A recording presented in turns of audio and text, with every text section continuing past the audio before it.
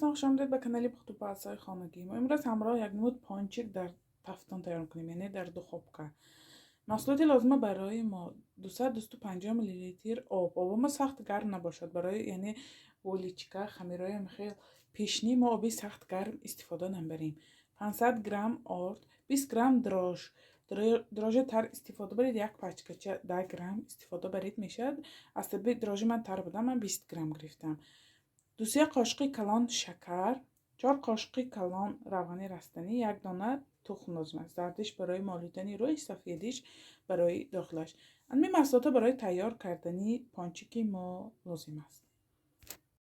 ما در اول آب میگیریم. بسم الله الرحمن الرحیم. خداوند کار ما با فیض و برکت و برکت. من دراژ، شکر، 1 دانه من سفیدی تخم مرغ، من روغنی رستنی همراه کنیم. همیشه شروع آمیخته میکنیم که دراژش شروع آب شود.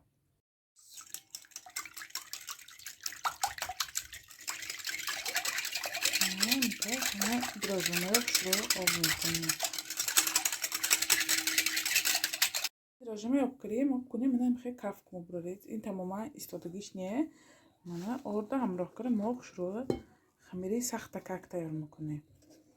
بسم الله. نگاه کنید، خمیری ما سخت کک تیار شد.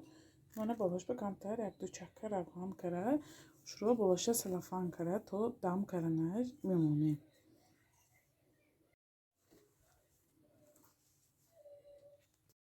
من خمیری ما هم دم گرفت. نگاه کنید چقدر برام شروع کرد.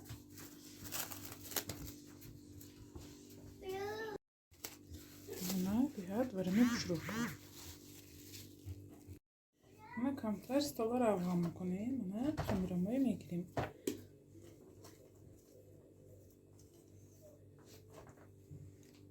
ما خمیرمای با زولچا تقسیم میکنیم. چقدر خواهید کلانتر خواهید کلانتر، مایده تر خواهید مایده تر، خیلی با خواهشی خود.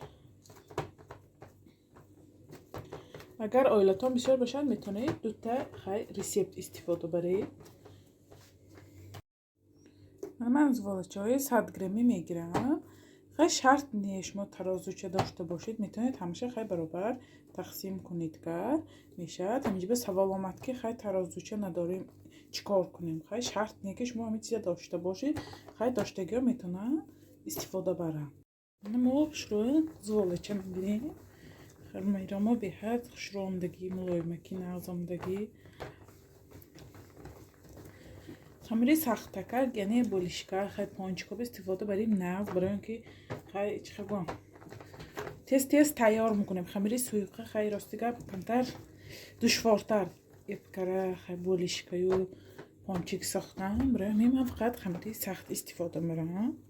داخلش ما چی استفاده بریم؟ میتونید همینگونه شکلات استفاده برید، یا که من همین شکلات خانه همه باشد. راستی که من علاقه بچه ها استعمال نمیکنن. حاضر بچه ها راستی که خیلی خنده نمیخورن.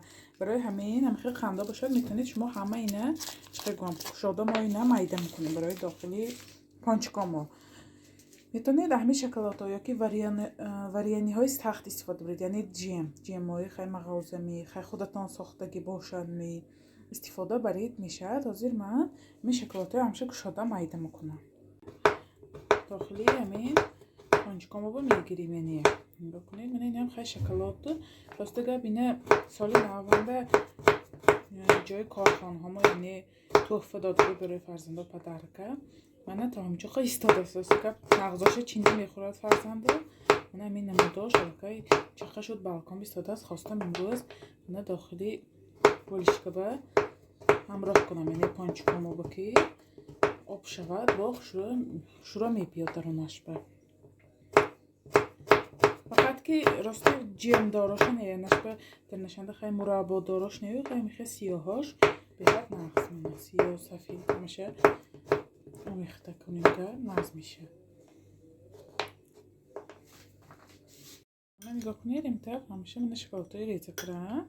اکو ما خمیرامای یکتا میخوشیم. شروعتون میکنه من چه خیلی ملایمکی خشرامدگی. بسم الله الرحمن الرحیم. من شروع تنوک میکنه.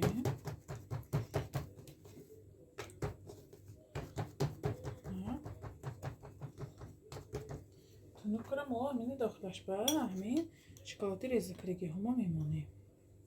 چخیل خواهید بسیارتر خواهید بسیارتر، کمتر خواهید کمتر میمونیم داخلش با.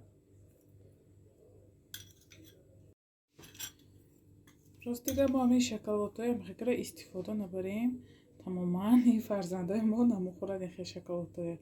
برای همین من همین تفر کرده خیلی بولیشکوی و پانچکای تیار کرده تیتکر خیلی میخورم. همیشه میتر شروع محکم کنی بیاد آسان من عادی طرزی تر کنیش. همیشه نمیتر کرده من تیار میکنیم.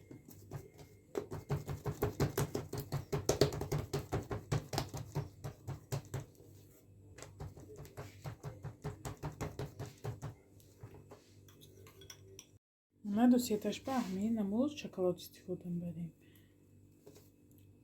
من لیست بگرفتیم ما اینو باشه سلافان که پشت میمونیم 15-20 دقیقه رو دم کند بعد میپزیم. من نگاه کنید پانچک ما هم چقدر خوش رو ورم کرد. ما کنیم بعد تخمه میمالیم زردی تخمه مویا خوش رو میمالیم اما چش به یک خیه هوای دستامو که میمالیم سخت نمیمالیم که این پدیامه بشتکیش میشینه می هوای دستامو که میمالیم.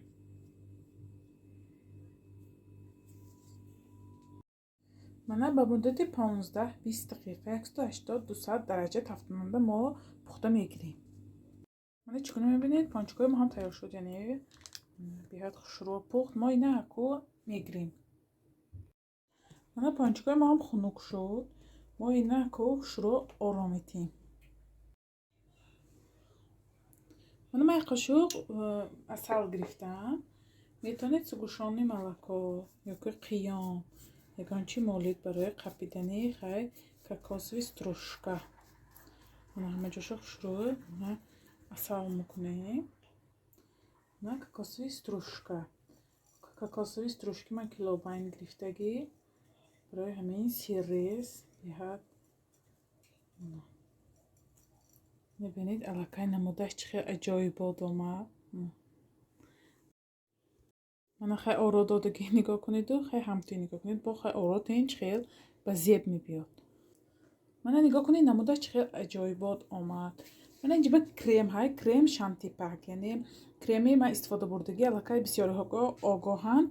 راستی گفت من اینه زمرازید کرده خیلی فهمیدم که چخیل میشد رزولتاتش. زمرازید کردم 2 هفته اضافه بود روش پلیانکا بود بیاد انم کریم چخیل بود انم خیلی استفاده یگان تمام تغییراتش نیست. مزهش خوش روه یعنی من زمرازید کردم 1-2 ساعت پیش من گرفته موندم از بالا همین پانچکامو با گل میمونیم بیاد کریم نغز بود است. راستی گفت من اول زمرازید کنم گفتم بعد رزولتاتش میگم. من رزولتاتش دیدم بیاد خوش روه همون کریمی شانتی پاکامو منم خیلی سخت استفاده است. از من نمیشاق میگیریم.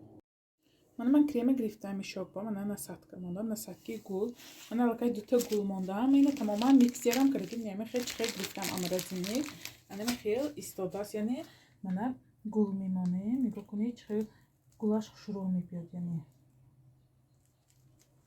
همینطور گل میمونه همش به یک تایی.